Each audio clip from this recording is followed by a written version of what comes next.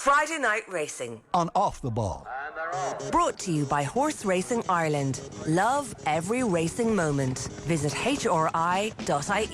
And you're very welcome along to Friday Night Racing on Off the Ball, brought to you by Horse Racing Ireland. Love every racing moment. Visit hri.ie or follow the Twitter account at HRI Racing, and the hashtag is every racing moment. Johnny, good of you to be with us. What's going on? You made a late run out the outside to be just pipped at the post for being on time today, but you're nearly. There's prize money anyway. I was actually doing an interview with Suzanne Eade, who's obviously the HRI CEO. That's a good excuse. As excuses go for being late for the show. So it was a little bit delayed. When will we see this? Lovely. Hopefully Tuesday in the Currency. She's very low profile. Took over from Brian Kavanagh, who had 3 terms, and it was an interesting lunch. Hopefully the piece is somewhat illuminating. Oh, we'll be the judge of that. But yeah.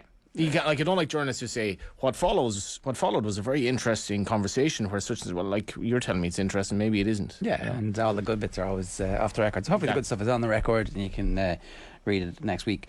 Right, our guest this week, I'm delighted to say, is Jordan Gainford. Jordan, good morning to you. Good afternoon to you, rather. Sorry, it's been a long day. It's 3 o'clock, Ger. It's not even close. How are you getting on? Good, not a bother. So we've been obsessed with Cheltenham really since the end of the Dublin Racing Festival. For you, is it something that's always there in every waking moment of every day, or are you like just trying to live in the moment and forget about it? No, look at what happened last year was unbelievable, but looking forward to this year, and really looking forward to a good racing. And it's massive with crowds back. It's extra special, and it's brilliant. Are you talking about it every day to your mates and in the yards that you're in and you're riding out? Is it all talk non-stop about Cheltenham, or is it again just like don't count your chickens, everything has to wait, not going to get into it just yet? How's that going? No, look, everyone's excited. It's a big part of the year. It's where everyone looks forward to going. But no, it's massive.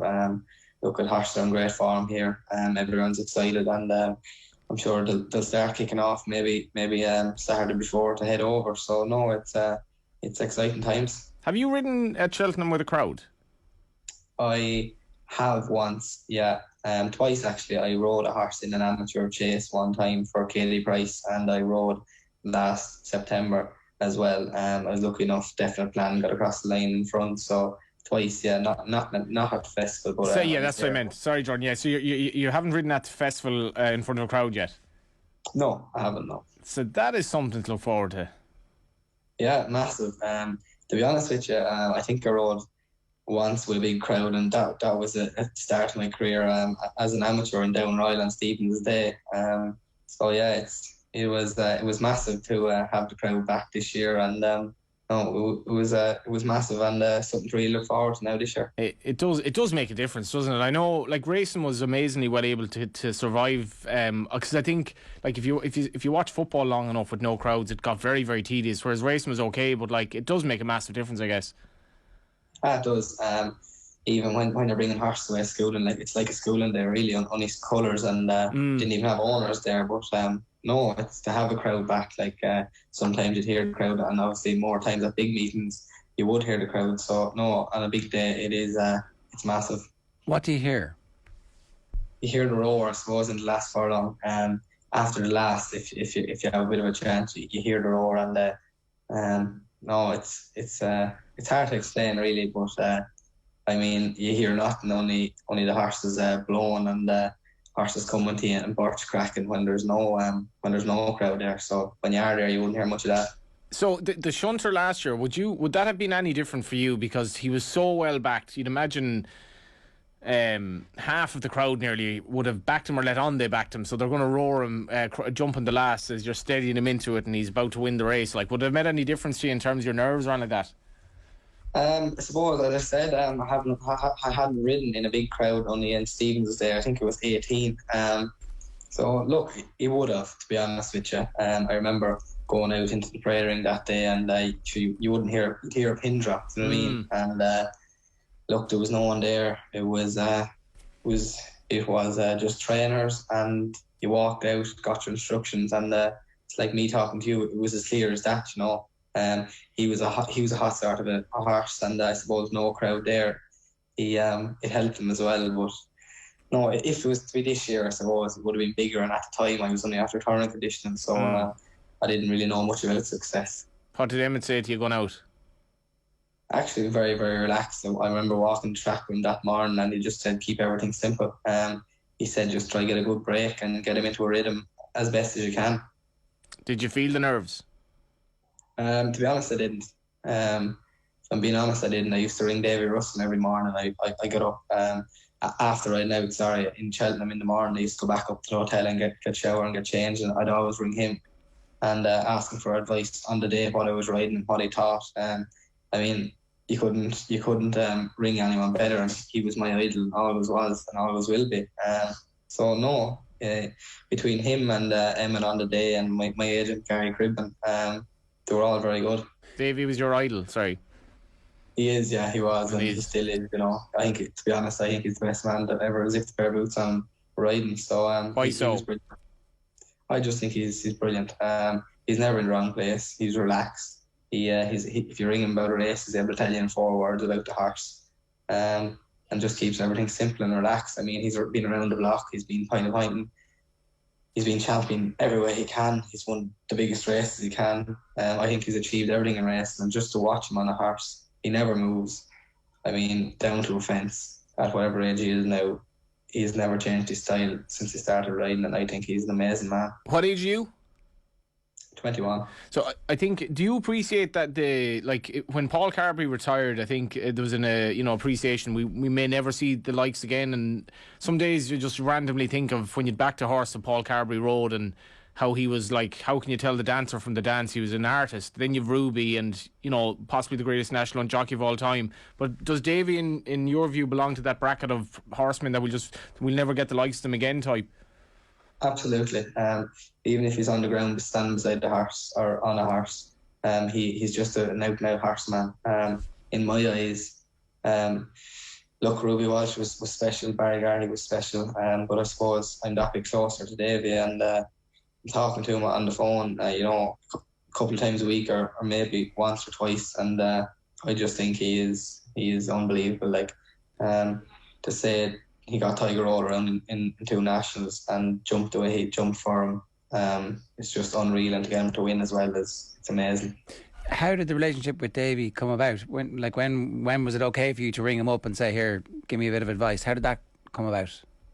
When I started riding for Gordon, I suppose looking back at form and things, and I'd say to Gordon, Davy rode this horse this way or that way, and Gordon would say, here, look, give him a quick ring. So I suppose that's where it started. I remember riding Chosen Mate on the first day in Cheltenham in the Grand Annual, and I thought nothing else. I mean, the first thing to do was to ring Davy Russell. It's interesting because obviously, like, you guys are part of a team at Gordon Elliott's, but also you're individuals, and it's an individual sport when it comes down to it. You're all independent contractors. So his generosity in helping you and mentoring you is obviously something as well, that he doesn't have to do that. He could grunt at you and give you a few bit of details that he kind of feels forced into because Gordon has told him to. But obviously it's developed into something like that as well beyond that, and he must respect the questions and the line of questioning that you have for him. Yes, exactly. Look, if David Russell didn't want to help me, he wouldn't have to, but he's that sort of a man. He has young children as well, and he's teaching them, and he's done a lot for me, and he's teaching me every day. And every time I ring him, I learn something different off him every day. And he's been very, very good to me. The importance of a mentor, I think, in all sports careers is really important, particularly in yours, because we talk about this a lot, but you lose more often than you win. To go back to Cheltenham and that specific moment, as the race is progressing, you said you didn't feel the nerves in advance, which is obviously pretty amazing, but as the race goes on and you start to realise that things are going well, what's that experience like? Because it's very early in your career to be on board a favourite at Cheltenham that has a chance like that, and to pilot it properly. Yeah, look, it was unreal. I remember coming down to the 4th last, and I remember coming down actually away from the stands, and he was taking a good grip at me. It's sort of slightly downhill to the first down the back, and he was travelling, and Adrian Hesketh was in front of me, and we sort of steadied it up slightly, and I was going to land on the back of Adrian Hesketh, so I said I'd take him out for a bit of light, so I did. I remember at the top of the hill, I joined Adrian on his gurt, and he just took a look, and he said, here, look, take your time. There's a long way to go. Down to the fourth last, I gave him a squeeze and he put down. Sort of winged into it at the third last, and he really came on it. I hit the front. I actually didn't want to be there as early as I did, and if you watch it closely, actually going down to the second last, I can still remember that he slightly jinked it and checked himself, because it's a massive. It's open, and you have to tip the two fences coming up the hill at you. But in fairness to him, when he jumped the second last and down to the last, I asked him a question, as I said, at the fourth last, and he didn't respond. So I thought the best thing to do would be sit, and in fairness to him, he did. He put in short and got away from it quick, and no, it was unbelievable. I remember there was a small bunch of an Irish bubble on my left hand side as I went through the finish line, and it's like there was a massive echo, because of course there was no one there. It's just that 20 or 30 people who were there, and it's unbelievable. It's something I never experienced before, and might never again. So it was. Yeah, I mean, you, fingers crossed there'll never be another COVID Cheltenham where there is an Irish bubble and that echo is the sound you hear, as opposed to the absolute massive roar that would have rolled down off the stands. That experience and winning, were you ready to deal with it? Like, 'cause it is a lot again. It seems like your career has catapulted forward again since then, so you clearly were ready to deal with it. But had you thought about what it would be like to be successful on a big stage like that beforehand? Never know, to be honest. It's something you dream of. I mean, I didn't know I had this right until declaration time 2 days before, and to be honest with you, I didn't look at the race too much. As Davey always told me, keep it simple. I was in Colin Bowes, and Barry O'Neill was a massive help to me, and I used to be in the air with him as an amateur, and he'd flick through the race before he went out and picked his fancied ones and things like that, and keep everything simple. So no, it's something I never looked too big on, and it was great. All right. What is your racing background actually? Started off in Shea Sevens. A good friend of mine, Pierce Rogan, he was novice champion last year by the point. I couldn't understand where he was every evening. I'd be at home kicking a football against the wall, and I didn't want to kick it to, so he was always gone on ponies, and one evening he rang me, he said, come on and try. So that's what I did, and JJ Slevin and his father Shea and mother Liz were up the road from me, so I went up there where he was and started riding ponies. That led to a Saturday and Sunday job. I was there for 5 years on weekends and summer holidays, and from there then I went to Colin Bowes, and I got my amateur licence. I was there for 5 years.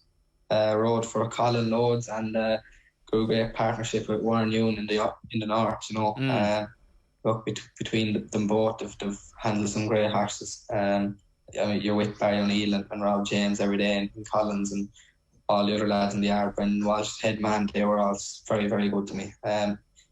Look, Barry is champion, and Rob and himself will be fighting out this year, so that'll be interesting.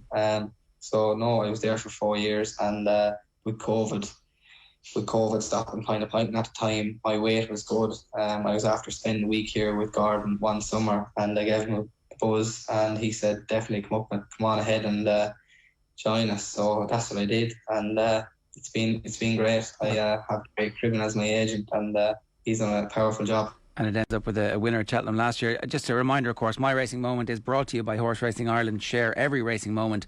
Visit hri.ie or follow Horse Racing Ireland on social media.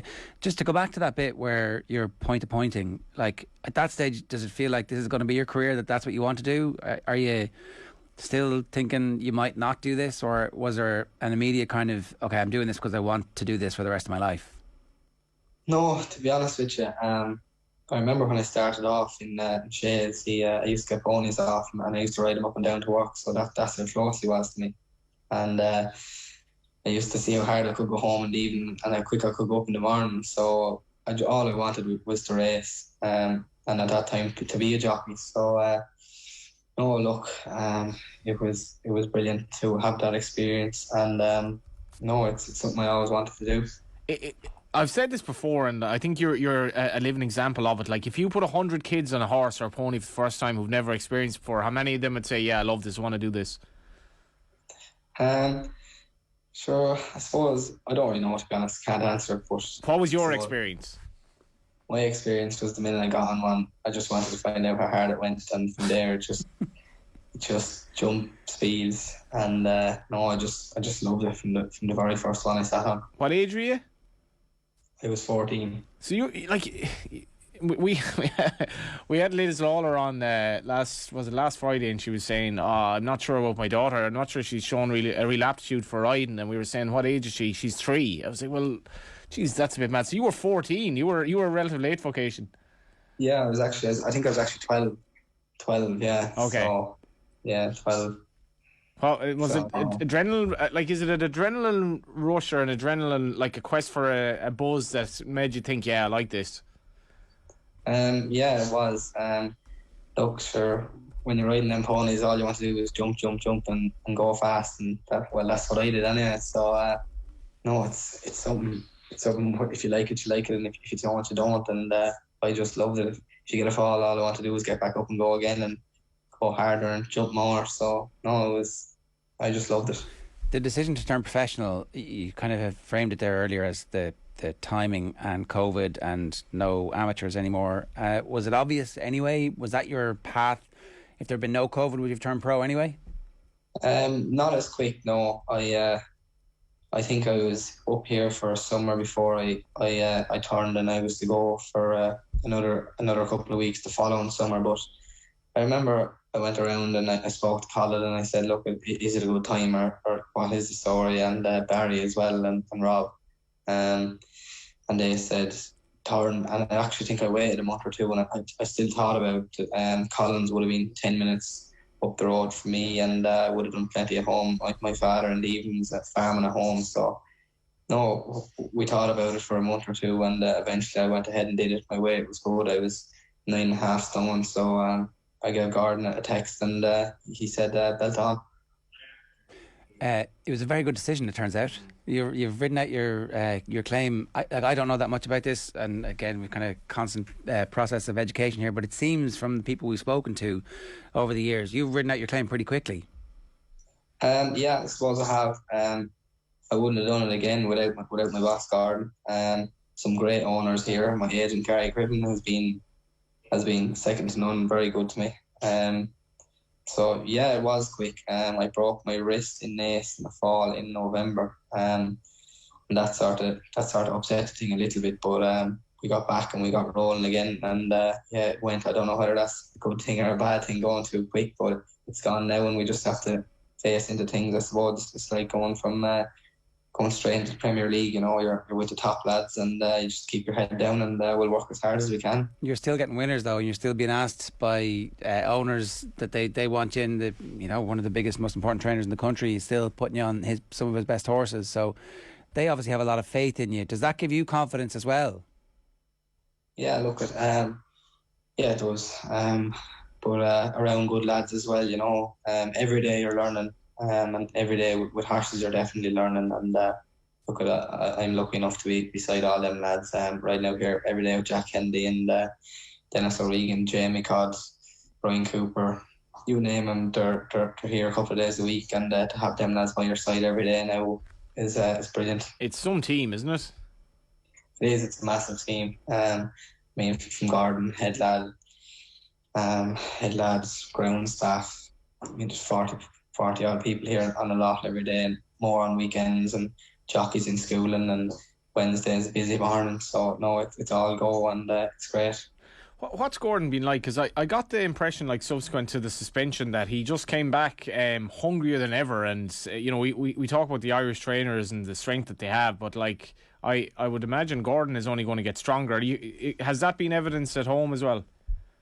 It has. Oh look, he's been unbelievable.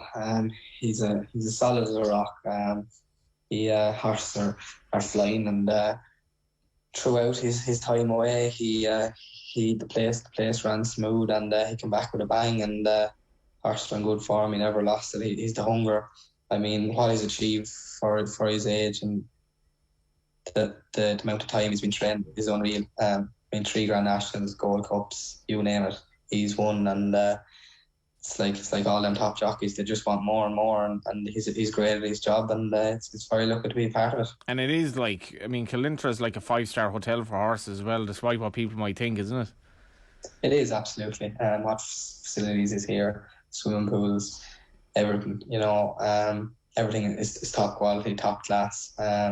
Massive, great staff here, and they're all out to help each other and help every horse in any way they can. And no, it's great. If you could ride any horse that's in the yard at Cheltenham, and we won't tell anybody, but if you had your pick of them. I mean, if you won't tell anyone, this is not live on national radio. That was the. You could ask him for a tip for the weekend, but yeah, go ahead. Yeah, that actually is a good question. Well, there you go. You've explained the bit there. I love it when someone explains your joke. Good man, John. That's the joke. Exactly. So, Jordan, that is a good question. If you could pick any horse that you might not get an opportunity to ride just yet in your career, who would it be? Sure, look, you'd have to pick the top race. It's the Gold Cup. I'd love to be on Galvin. That would be unbelievable to ride in the Gold Cup. Cheltenham, crowds back, something I never witnessed. And horses are in great form here, and he's in great form. On his farm, on the day, big crowd, best race of the festival. I'd have to go with Galvin. And yeah. Sorry, but this also entails that, like, you have to do your, whatever you call it, your twice weekly ring to Russell and say, oh yeah, by the way, I'm riding Galvin in the Gold Cup. It won't happen, but if I have to take one back. Maybe he'd understand it. That conversation goes, so you've been jocked off, and yeah, and yes, I have accepted him. What do you like? It's a very open Gold Cup, Jordan. But what do you make his chance? A lot of people fancy him. Yeah, I think he's a solid horse.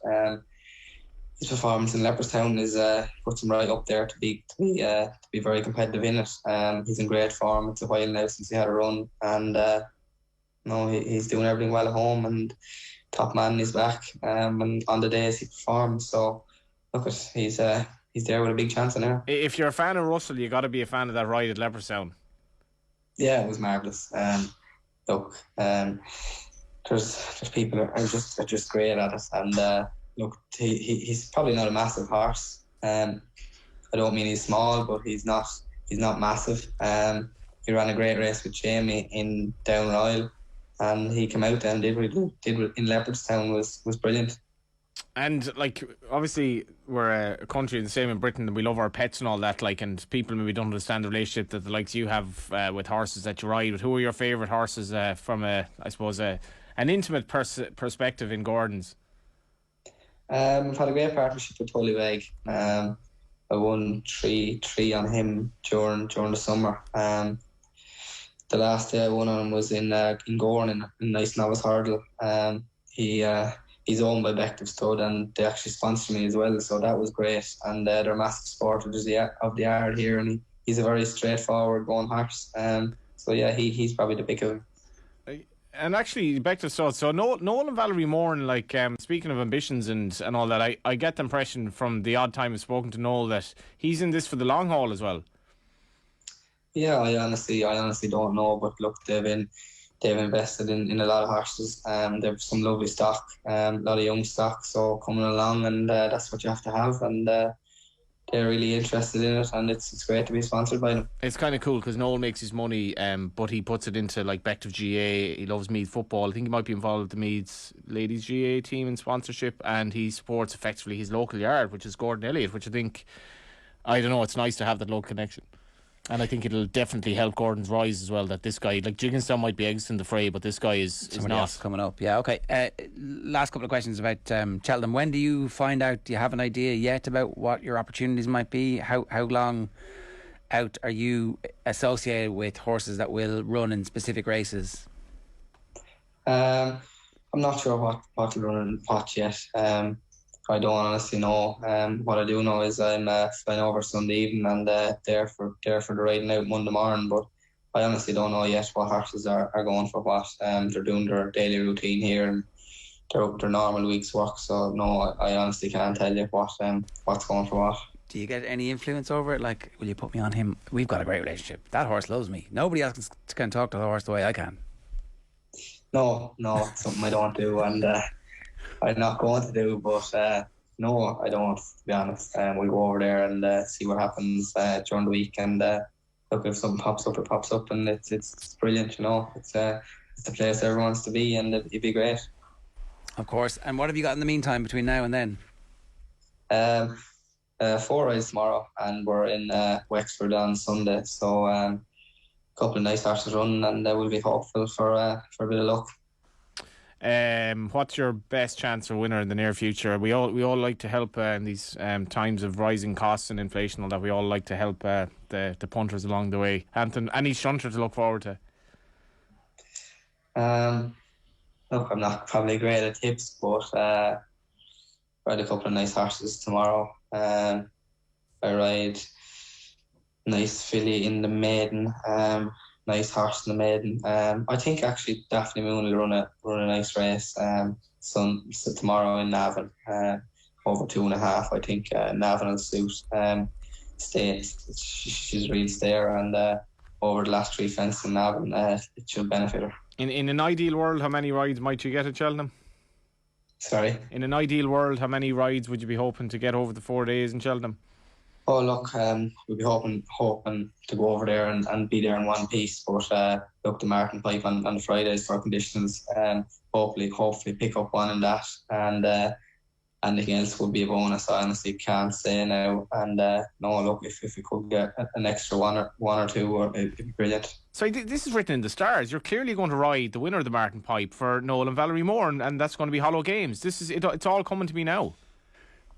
I'm not sure again. As I said, I don't know what horse is actually going for what, so I don't know. But look, if he did run, I ended up riding him, it'd be special. It'd be definitely a big day. Again, they're sponsoring me. They're great supporters of the art, but again, there's loads of entries in it from the art here, and if I could get on one of them, it'd be great. Yeah, like it's. I spoke to Noel about this yesterday, and this is the thing why Ireland wins so many handicaps. They've so many good Grade 1 horses that a lot of them just can't run in the Grade 1s. So the likes of Hollow Games, who was favoured for Grade 1 the last day, may go. Now, he didn't say he definitely would, but I guess if you can look up non-runner no bet, he's not going to go off the price he's now if Jordan is riding him. That'll be my student. All right. Well, look, Jordan, we wish you all the very best in the meantime. Hope you have another brilliant Cheltenham, and really can't wait to see what the difference is next time you're on, where you can tell us the difference between the sound of the Irish bubble and the sound of a full, absolutely crazy stand roaring you home, because we're all looking forward to that. Congratulations on a great year so far, and thanks a million for joining us today. Thanks, lads. Thanks for having me, Jordan. All the best. Thank you very much. Right, that is our guest this week on Friday Night Racing. If you want to get in touch with us, by the way, you can text the show on Friday evening on 53106, or of course you can leave a comment on our YouTube stream. We broadcast live every Friday afternoon around about 3 o'clock. Friday Night Racing on Off the Ball is brought to you by Horse Racing Ireland. Love every racing moment. Visit hri.ie. Friday Night Racing on Off the Ball. brought to you by Horse Racing Ireland. Love every racing moment. Visit hri.ie.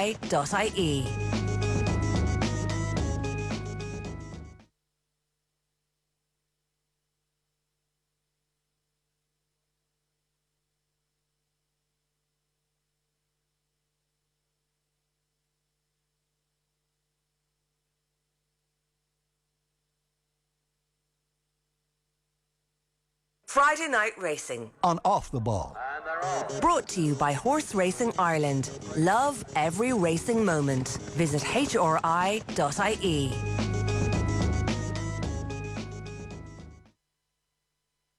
You're very welcome back this evening to Friday Night Racing. If you missed it, we've just been speaking with Jordan Gainford, who of course is in the Gordon Elliott yard, and they have many chances at the upcoming festival in Cheltenham. If you would like to get involved in the action, then you should forget about our early season Tote 10 to follow. We all know that was the hors d'oeuvre. The main course is available to get involved in now. It's the Totes 10 to follow Cheltenham mini game.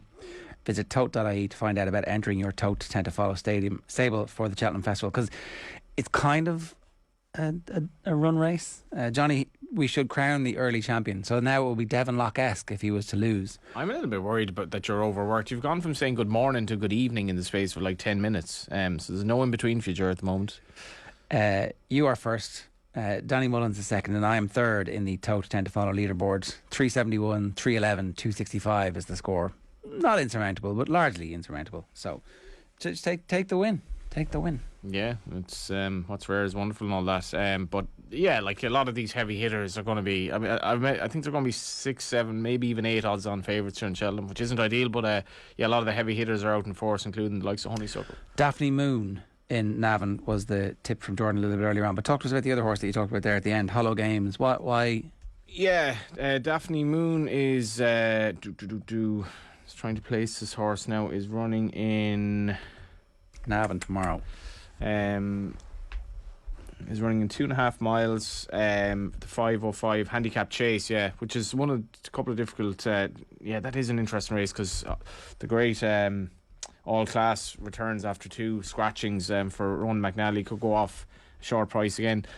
Hollow Games is definitely very interesting for the Martin Pipe. As I said, I spoke to Noel Moran, who owns a horse with his wife Valliere, and Hollow Games and Ginto were 2 horses that he spent a lot of money on. Hollow Games I think he cost the less of the 2, came in at 255 sterling, bought by Aidan O'Ryan and Gordon Elliott 2 Cheltenhams ago, when our lives started to tumble the other way. It's great to be back. But anyway, this horse has run maiden hurdle, grade 3, 2 grade 1s, and he was 72 behind Ginto when he'd no excuses. Ginto's a very good horse at Naas, and then he was 9-4 in a very muddling race at Leopardstown.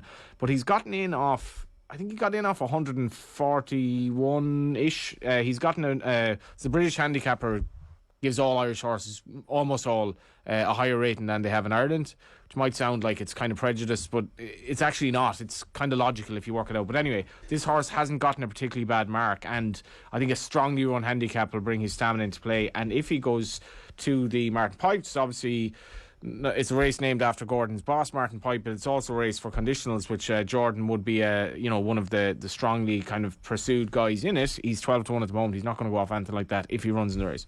All right, so you think he... It's also like the last race of the 4 days. So it's like if you've had a good festival, you're like, this could just cap it off. It's 5:30, weekend ahead. It used to be the county hurdle. It's now the Martin Pipe is the last race, and it's a great race to have the winner in. Put it that way. I'm not sure where you're seeing the 12s. I'm seeing short of 7s and 10s most other places. So. I think he's 12s with Bet365. Okay. Is that okay to say?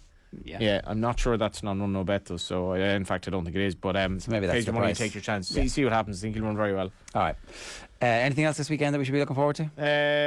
It's fairly quiet. Navan tomorrow is quite low key. Gavin Cromwell has a very interesting horse, I think, in the second race, in the shape of who's going to be a hot favourite, a horse that finished second to HMSC horse the last year. I think HMSC horse is going to run very well at Cheltenham. Gavin's horse is called Global Export, finished second the last twice. And keep an eye out for The Name Escapes Me, who hasn't run over fences since 2009. He's 12 years of age. His form figures are something like 0, U, P, 0, something like that. But maybe the stars will align to him tomorrow. He's running against veterans. And as somebody who got involved in a veteran chaser before, there's actually a very good programme for horses. You have to be aged, I think it's 11 or more, 10 or more, 11 or more. And there's these specific races. There's one in Wexford, St. Patrick's Day, usually. That's very good as well. There's one in Limerick at Christmas. And this is another one in Navan tomorrow, where basically the old stagers have a chance to race against their old age group. And The Name Escapes Me. Very interesting that he's gone back over fences for the first time since 2009, and his only win over fences was at Navan. Right. That might have been a horse that you named. As in, you're implying that I'm poor with names. Well, it's something that I actually thought that, this is my horse. I named it because I say the name escapes me. I get where you come from. In fact, it was probably named. JP McManus is probably named it after something like that. I mean, the older you get, the harder it is to remember these things. Anyway, you know what I mean. Friday Night Racing and Off the Ball is brought to you by Horse Racing Ireland. Love every racing moment. Visit hri.ie. The countdown is officially on. Next week's will be a full blown Cheltenham preview show. Take care.